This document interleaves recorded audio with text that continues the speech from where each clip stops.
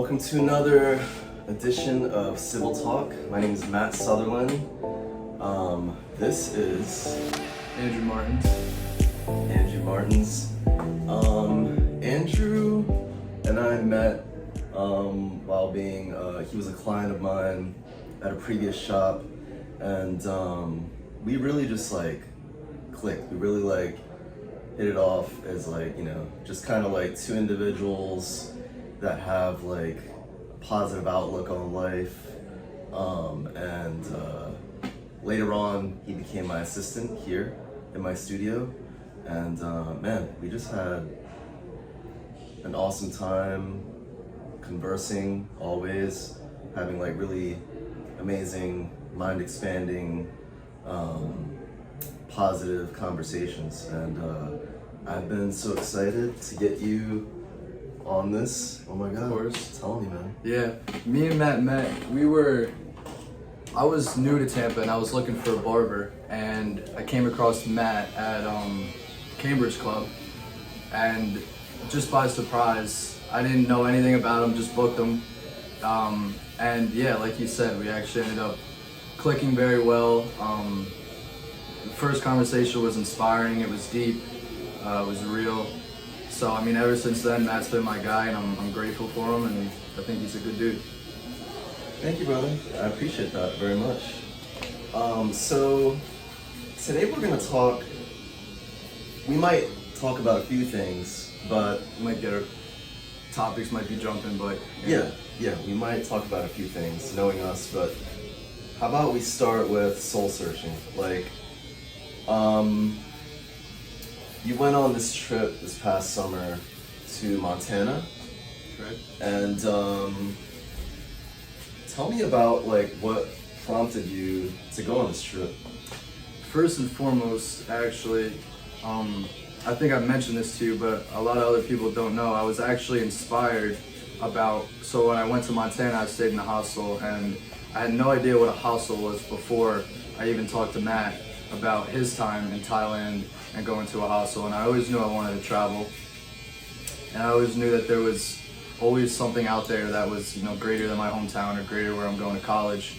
So I've always been adventurous, and then finally just took action, and yeah, took a trip out west to Montana, and for 2 weeks stayed in a hostel, and it was really a great experience in the sense of adventure, solo adventure. I got a chance to really be by myself, really find some values, find some things that I identified with, and it was just a chance for me to explore, be alone, find some of my own answers.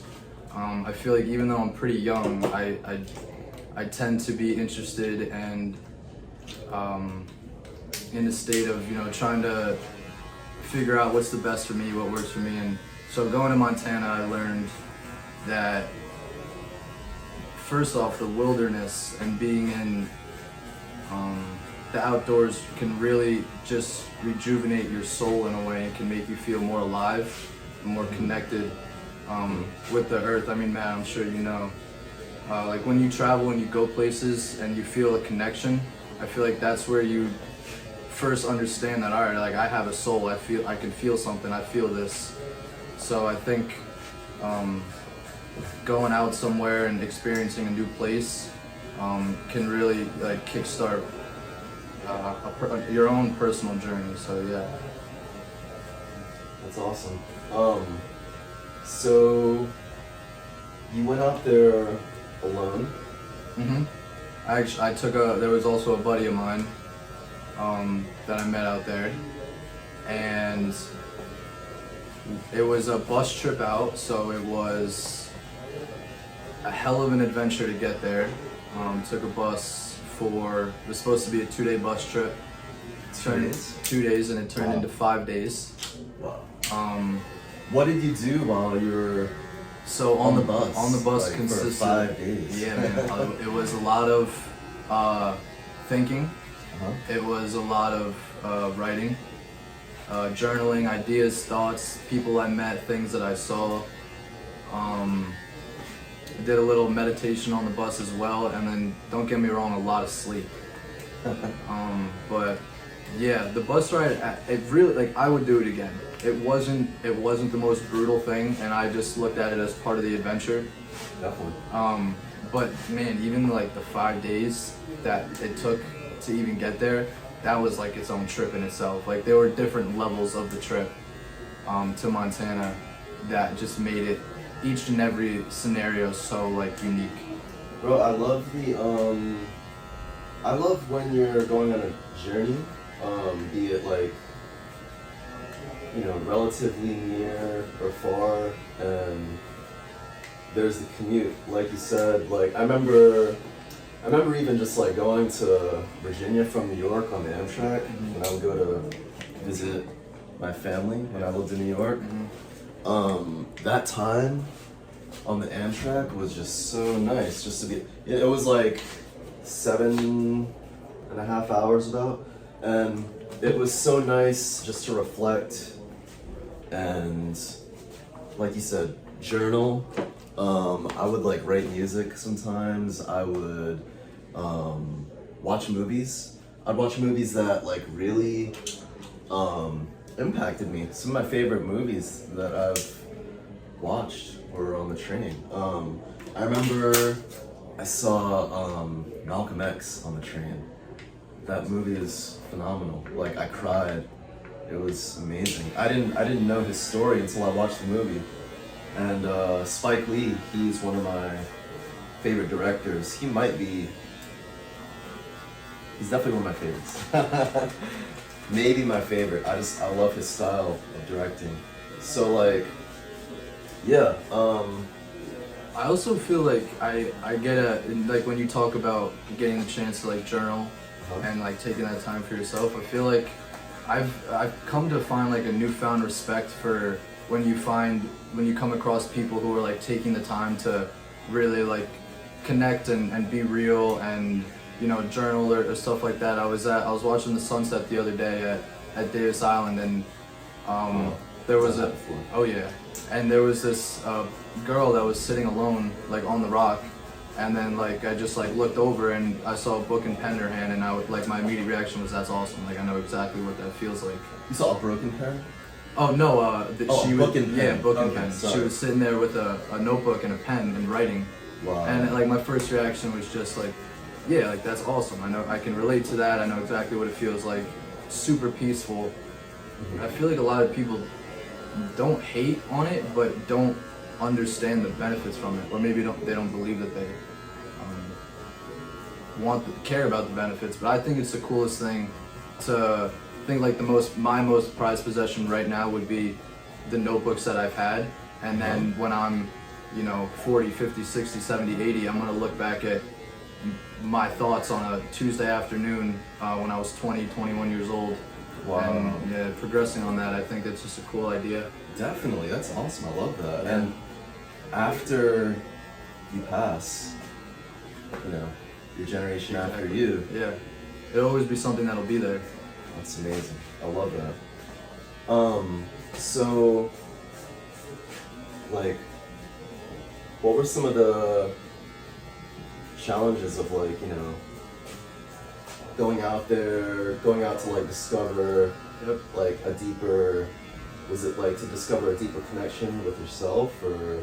So I think the motive just behind it was to just do something different. I think, Okay.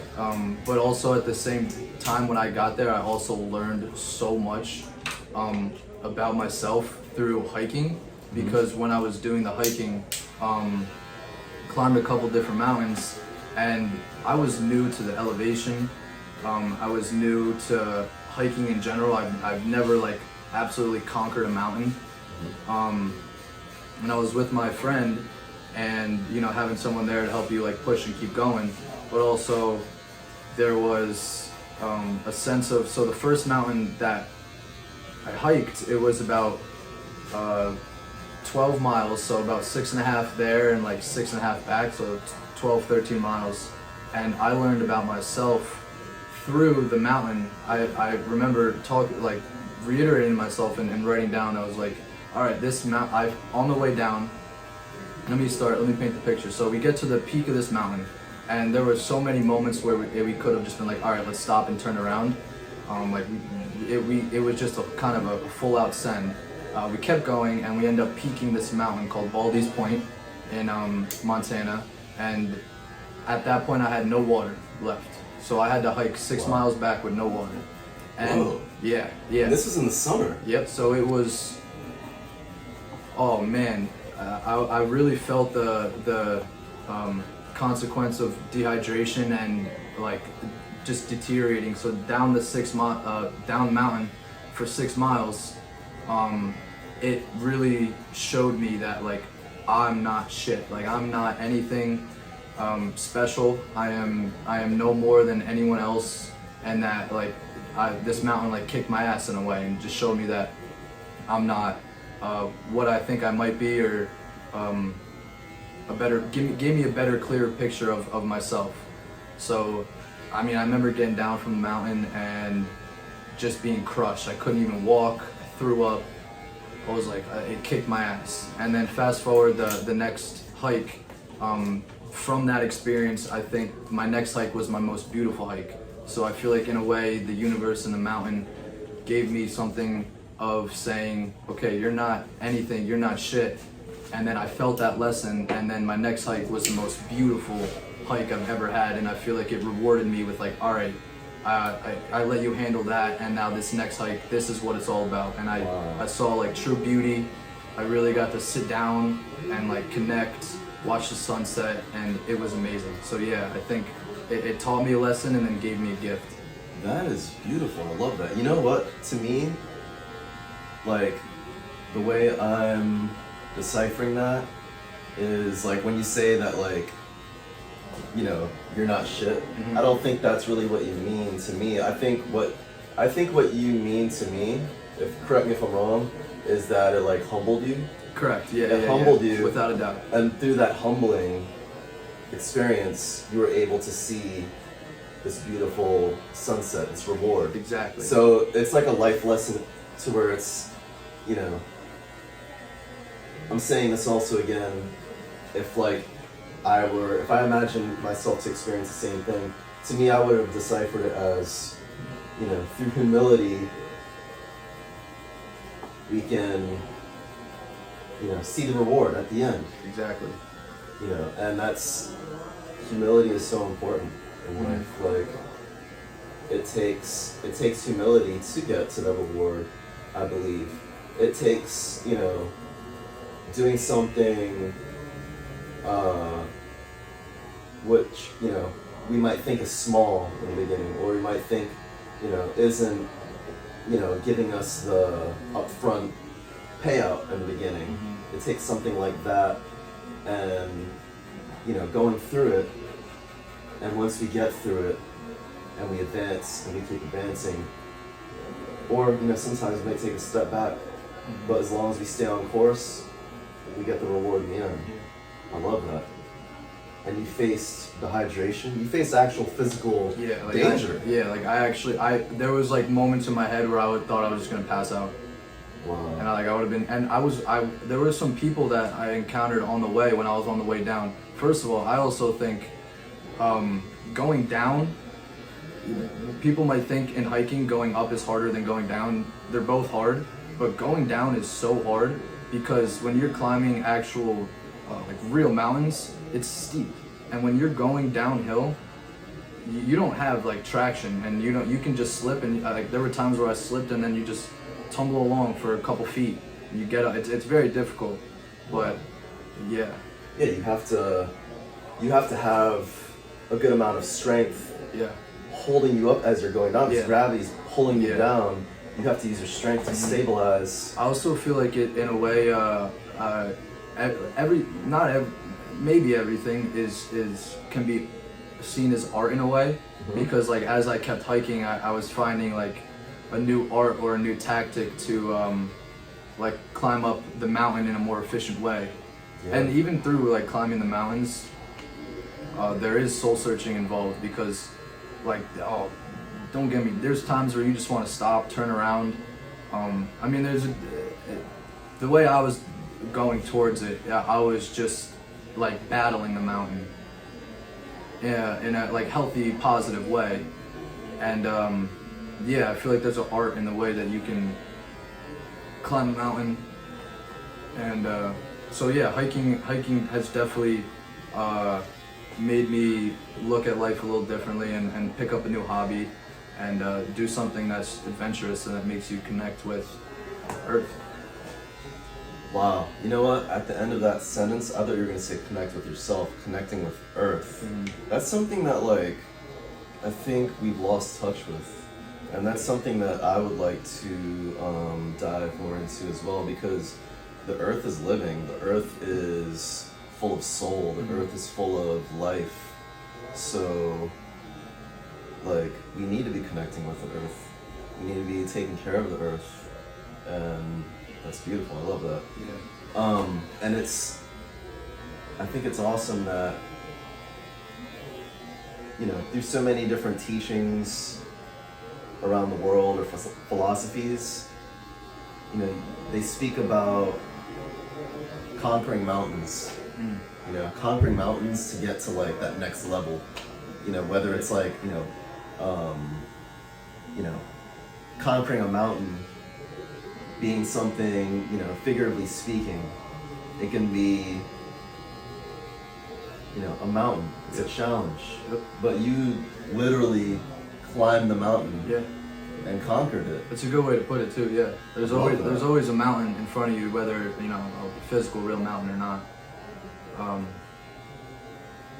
Yeah, I think connecting with Earth is something that people are aware of it, but I think more often than not, our life in a way today has been designed to stay away from it, and I think it's coming back for sure, without a doubt, with like just the shift of the way of the world. But for me, there's nothing better than like going outside and you walk a trail, you go and you sit down and you let the sun hit you and you just go out and like the Earth has power and it has energy and charges. So when you sit out there, you know, barefoot, something called grounding, and you sit there and you walk around and you let the bottom of your heels touch the Earth, you're essentially getting recharged in a way. I mean, the Earth is very, very powerful.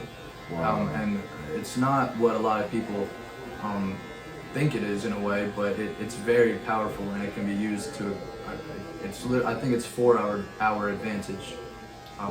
Yeah. That makes me want to go grounding. Like Yeah. really, Yeah. it makes me want to like, you know, go to the beach and, you know, barefoot, stick my feet into the sand, into the water, and just ground myself, just recharge. Oh my God, it's amazing. Or mountains, I feel like are amazing places to do that. Yep. Because of the elevation, the amount of energy in a mountain is ridiculous. Like you think of a natural structure that size, there's nothing bigger than mountains. That's been there for thousands and thousands and thousands, some millions of years. I was thinking about that too when I was sitting in some of the, like on top of the peaks and valleys and stuff like that. I got the thought, I'm just like I was looking around, I'm like, this is like always here, this is always happening, but I'm just right now in this moment experiencing it.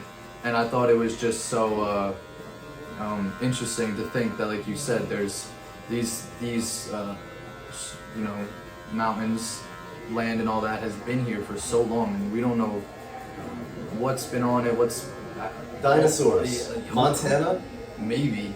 Of course, that's Maybe. where I think Montana is one of the places where they find a lot of dinosaur fossils. Really? Montana, Utah, those places, they find a lot of fossils. So, bro, those mountains, most mountains I would say, have been around for millions of years. Yeah. And the energy that's collected in those rocks is just unbelievable. And to tap into that, it's heavy. It's powerful. We're so powerful. Like if you have a soul, I mean, so there might be some people out there who are. Have you heard the term NPCs, like computer generated people? or people who just like stick to the way of like what they should do, and there's people who are considered an NPC, and then there's people who have real living souls. And if you have a soul, it's so special. And you can use it. It's very powerful. Very powerful. Definitely. I'm still learning. I'm still. We all are, bro. Yeah, that's true. And speaking of learning, you are a student where? University of Tampa. I'm a senior. Just wrapped up my fall semester, and then I'm graduating after the spring semester. Honestly, looking forward to getting school out of the way and taking life head on, and just go out there and live. Are you gonna do any more traveling when you get out of school? Oh yeah, without a doubt. I even find myself, I think there's a good possibility that when I'm older and more established that I don't even live in the United States. I think there's a lot of beautiful places that I could spend my time at, and especially like the benefits of other countries and stuff like that. But yeah, I think traveling while young, when you ask people, like, it's like, all right, what's the biggest piece of advice you can give me? You ask someone, and they're like, travel while you're young, and it's true.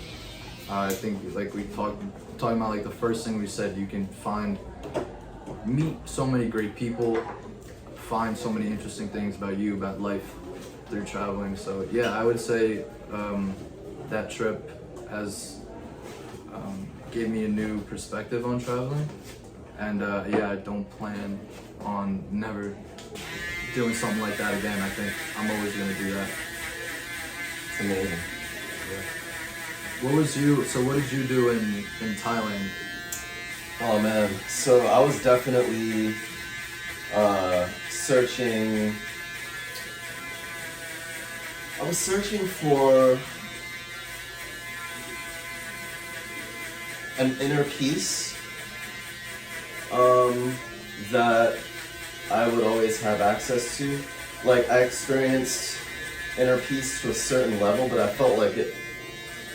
just felt like it never really stuck with me. But long story short, when I went to Thailand, I was in northern Thailand in Chiang Mai, and I met a former Buddhist monk, and he invited me to his house for a meditation class. He taught meditation, and I went to that class the next morning, and it totally changed my life. I've meditated ever since then, and it just allows me to connect with my inner self, that inner voice that is always there for me, that connection that I can always take a hold of, that connection that keeps me, as you said earlier, grounded. It keeps me in a safe space. I know that I always have access to that connection. I always have peace within that connection, and that is just everything to me. That's my fuel. That is my energy that propels me through this life, and it gives me the clarity and the joy that will always be with me. And that's the thing that I did mostly there. I met a bunch of really cool people as well. Like when I stayed at the hostel, being that I went there, and it was a solo trip, there was a certain time when I was like, I'm by myself, this is fun, but I would like to meet some people, I saw a bunch of people hanging out, and I was like, wow, I would like to would like to meet some people, hang out, get to you know, compare adventures and that type of thing. So it was great just to meet other people that were traveling, other lone travelers that were doing similar things. Had a lot of fun. I think that can be maybe possibly the one of the best parts about traveling is meeting people, especially in a hostel environment, because a hostel environment, it's open, it's welcoming, like, you know. And I think someone who's going to a hostel, I think they're already thinking in a different way. And like people I met it was so unique to compare their lives and my life, and just go out with them, get food with them, and it's so. I think the coolest thing is when you see someone who has such good character, and like that's just them, and they're not even thinking about anything else, and you can tell they're real. And I met a lot of those people in Montana, which was awesome. But were you gonna say something about a hostel? Well, what I was gonna say at first was that it sounded like you said a hostile environment, but it sounded like you said a hostile environment. Yeah. Hostile, like. And I was like, yeah. Well, for the record, it's hostile, not hostile. Yeah, hostile. No, but yeah, hostels. I remember talking to some travelers, and they were telling me that they were staying at a hostel, and I didn't really like the idea of it at first. I just like my own private space if I'm traveling. Well, my idea, that was my first time traveling alone, but I liked the idea of just having my own space, but I think having my own space, if I had my own space the whole time, I wouldn't have really gotten to congregate with everybody, you know, in the best way. Yeah. So I stayed at hostels, and they were actually really cool. Like, they have like I don't know, kind of like a community type feel. Yeah, I'd agree. So it's just like you meet all types of people, and there's like a kind of like an unspoken camaraderie. Yeah, it was great. Like, I remember just going on motorbikes and like riding to like waterfalls, and like, you know, or just like riding around on motorbikes in Thailand and like on the islands, and you know, just getting to like see the beaches and the waterfalls, and it was amazing. The people in hostels are just different in like a good way. Yeah, without a doubt. Definitely, and like from all over the world. Mm-hmm. I met people from the UK. I met people from Canada. I met only one person, I think, from the US, and he was from Alaska. Wow. And, oh yeah, okay. Yeah. Alaska's awesome. I met a girl from Wales, a girl from the UK as well, a couple people from in the United States, but just they lived out west and like different things like that. So yeah, I mean, it's just cool seeing different cultures, ideas, identities come together. It's pretty unique. Yeah. And then also what I experienced there was just the beauty of like the culture, the Thai culture, the people, number one, just so kind, super nice people, and another cool thing is like just going to like different temples, and you know, seeing these temples that have been there, Buddhist temples that have been there for like thousands of years. Crazy. Yeah. And it was amazing. I would love to go to Thailand. Thailand would definitely be on my list. I just got my passport last summer, but I mean, I never had one before this. So just having that, I just see that as access to going anywhere, doing anything. Thailand is definitely on the list. Another thing about hostels, especially say in Thailand or other countries, is that it's very inexpensive. Yeah. If you don't mind sharing a room with a bunch of people and just like, you know, there is a level of precaution you want to take with your, say, your passport and your, if you have like credit cards or whatever. You want to make sure everything's safe. You want to like lock things up, make sure that, everything is safe and together. So you get home.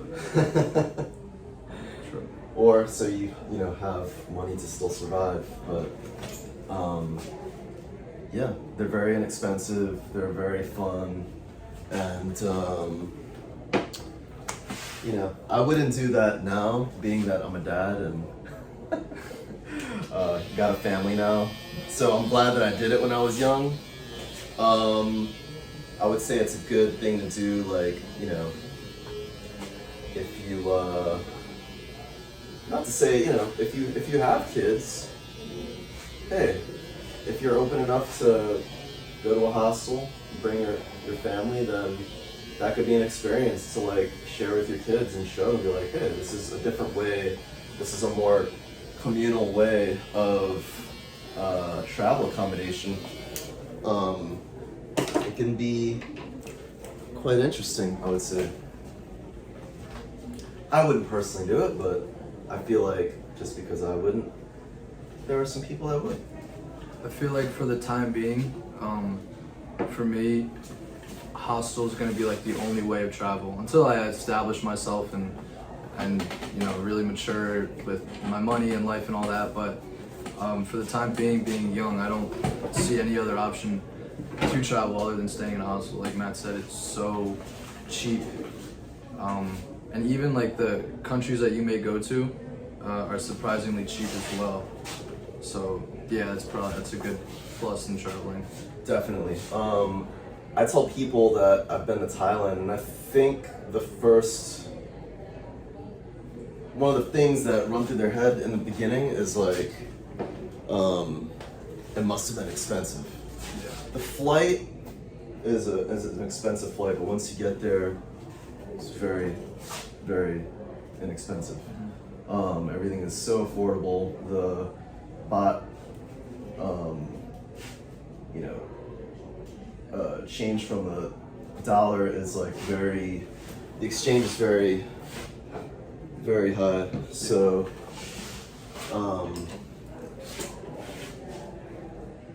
your dollar goes very far in Thailand.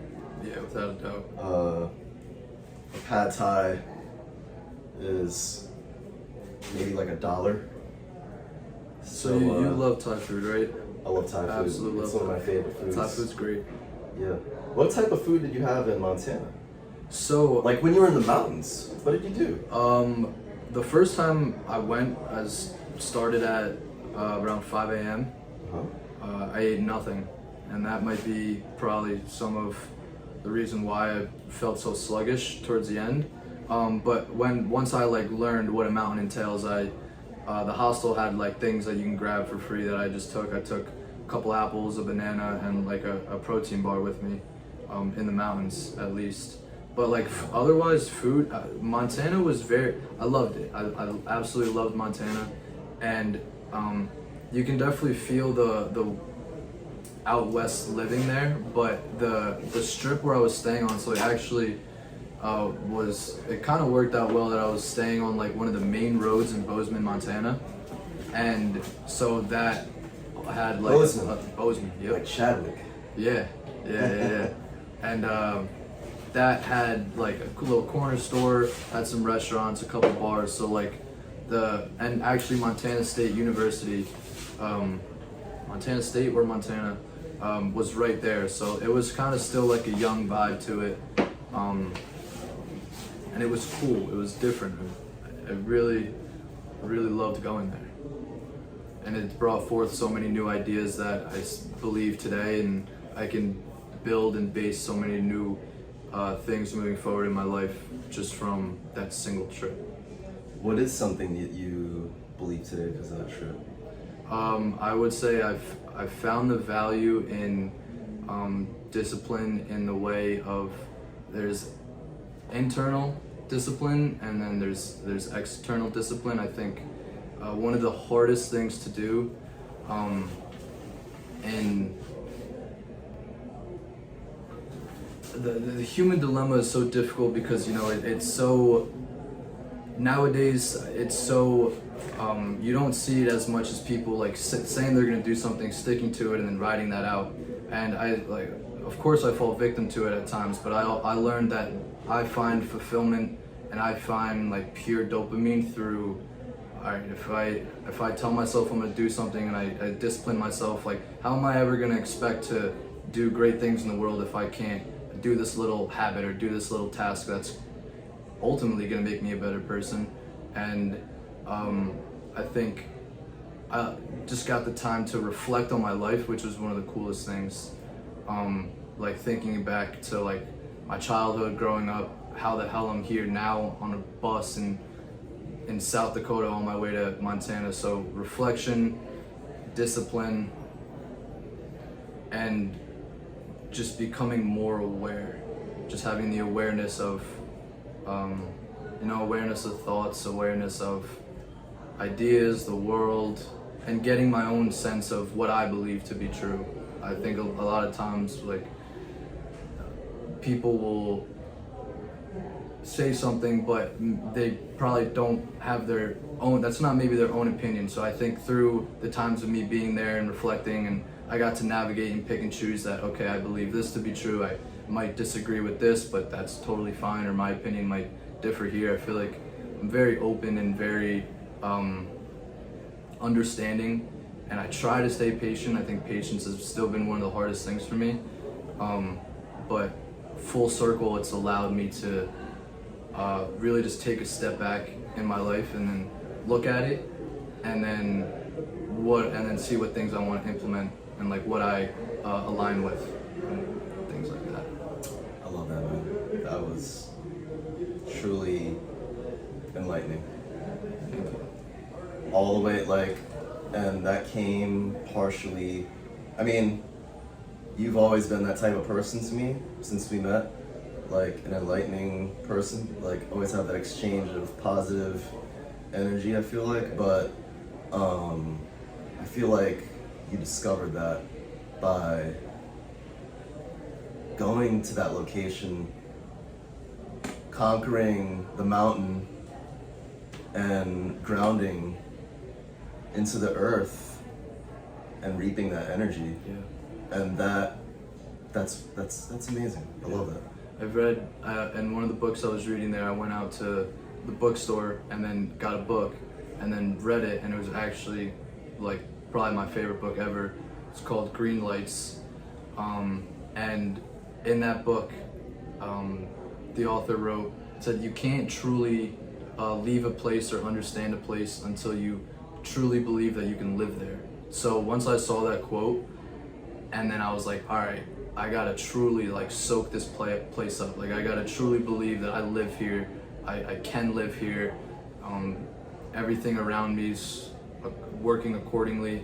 And then once you truly believe that, then you can take your endeavors elsewhere. And I took that seriously. I thought it was a cool quote. I thought it was unique.